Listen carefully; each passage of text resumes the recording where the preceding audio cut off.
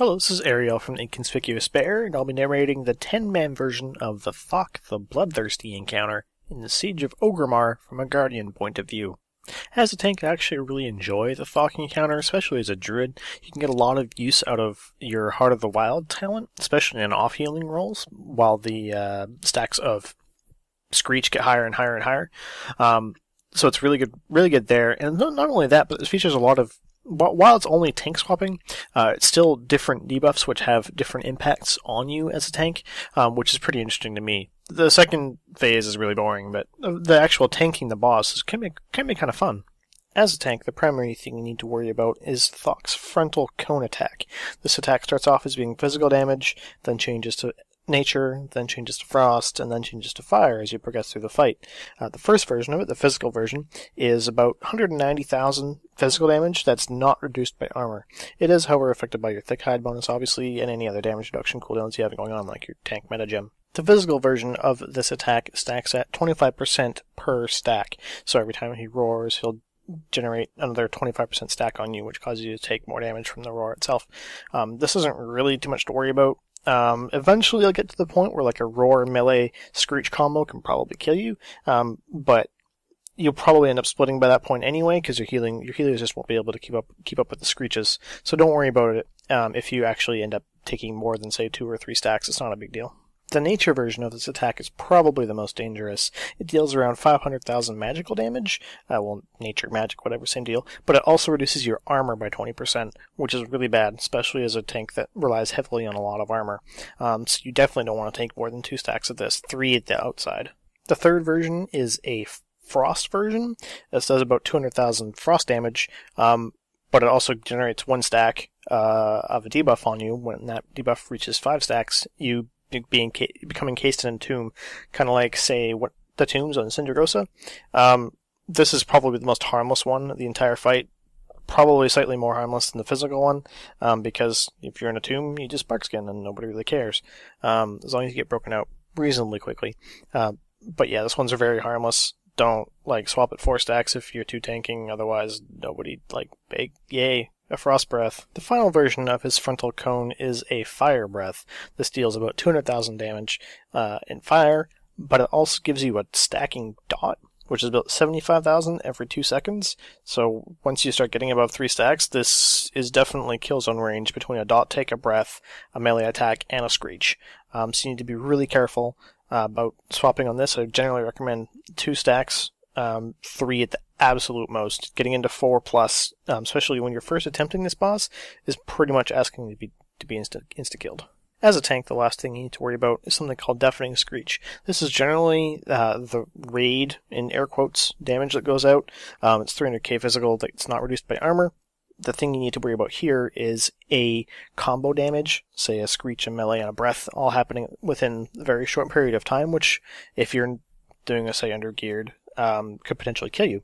So you just need to be careful of that. Otherwise, you pretty much just ignore it.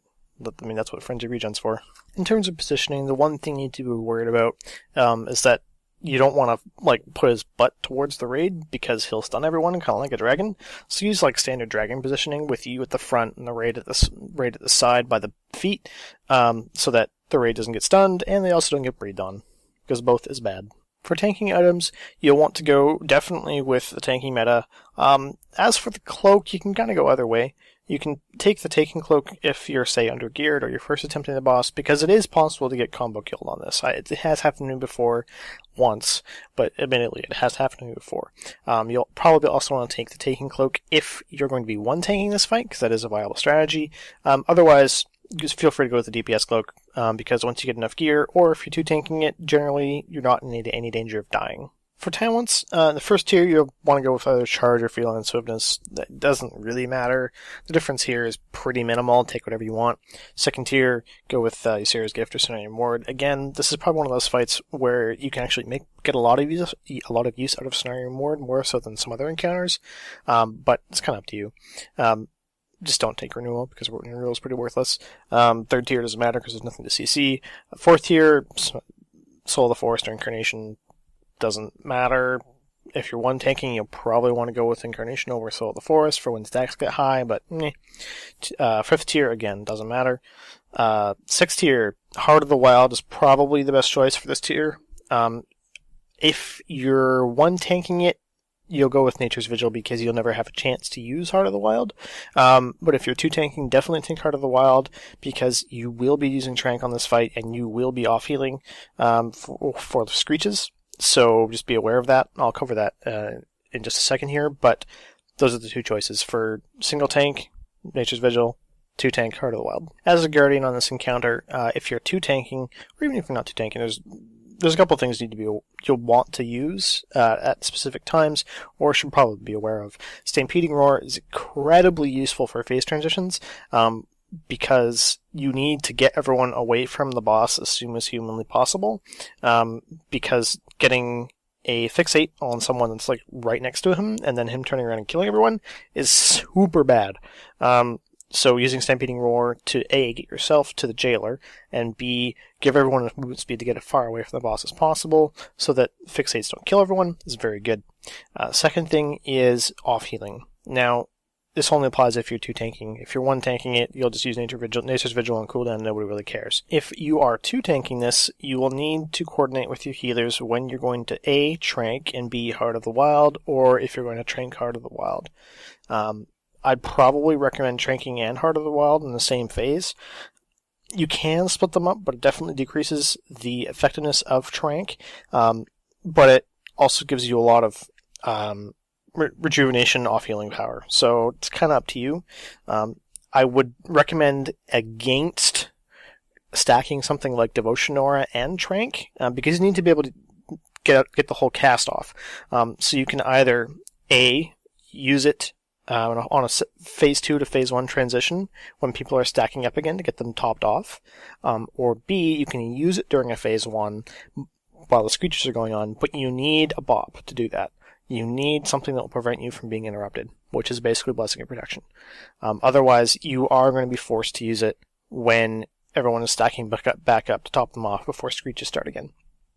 Heart of the Wild, you can easily use that with Trank, and then once Trank is over, because it's going to be a super high power Trank, you can dump your energy bar in cat form really quickly while the hot keeps ticking, and then while you're still in cat form, continue to dump rejuves on everyone, because again, remember that you get the agility bonus benefit from being in cat form, which translates to extra healing because of Nurturing Instinct.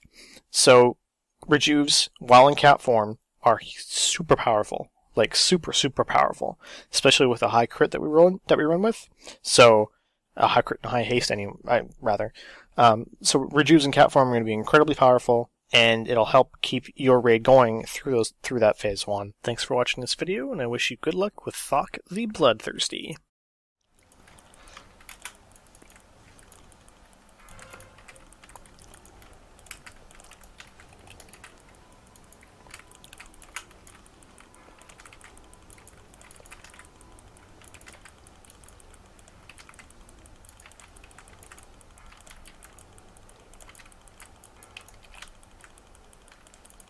Going to the back there. Get that tomb.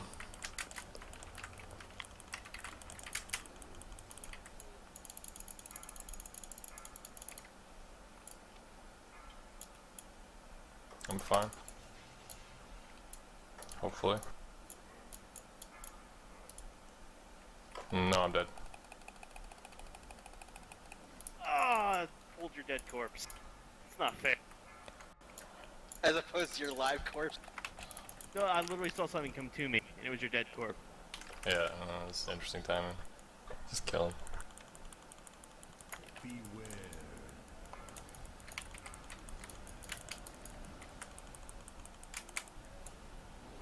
What do we got?